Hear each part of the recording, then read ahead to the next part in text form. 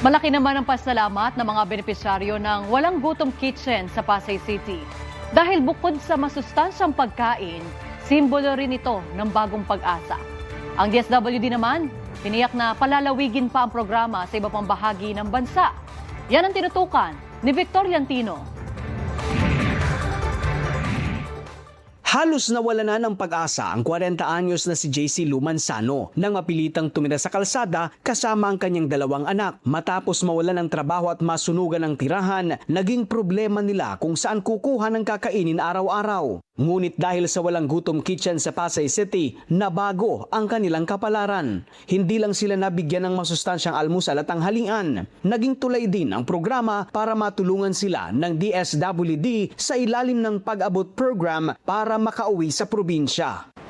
Unang-una po nagpapasalamat po ako sa Pangulong Ferdinand Marcos kasi may programang ganito.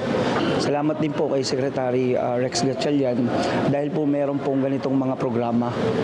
Yun po, sobrang maraming salamat po. Ganito rin ang pasasalamat ng 37 anyos na si Merijoy Tuwalya. 5 sila sa pamilya at tanging ang asawa ang may regular na trabaho. Meron silang maliit na tindahan pero hindi sapat sa kanilang pamilya. Kaya malaking kabawasan sa kanilang gastusin ang libreng meals ng Walang Gutom Kitchen. Minsan gipit din kasi minimum lang din kasi yung sahod niya. Pambayad namin ng bahay, kuryente, pagkain. Maraming salamat kasi mayroon silang ganitong proyekto na sa atin.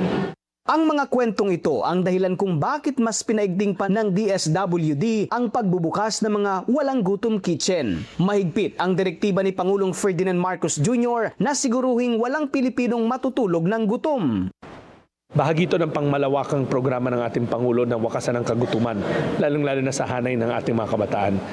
Nagsisimula ang operasyon ng Walang Gutom Kitchen tuwing alas 6 ng umaga. Nagsisilbi rin itong food bank kung saan maaaring magbigay ng donasyon ang mga pribadong kumpanya at mga hotel na may malinis at labis na pagkain.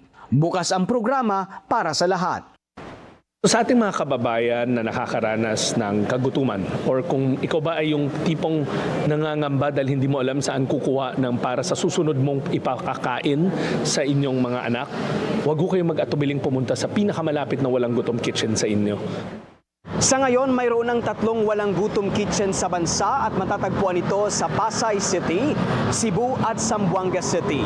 At plano rin ng DSWD na magdagdag pa dito sa Metro Manila alinsunod sa direktiba ni Pangulong Ferdinand Marcos Jr. Victor Yantino, IBC News.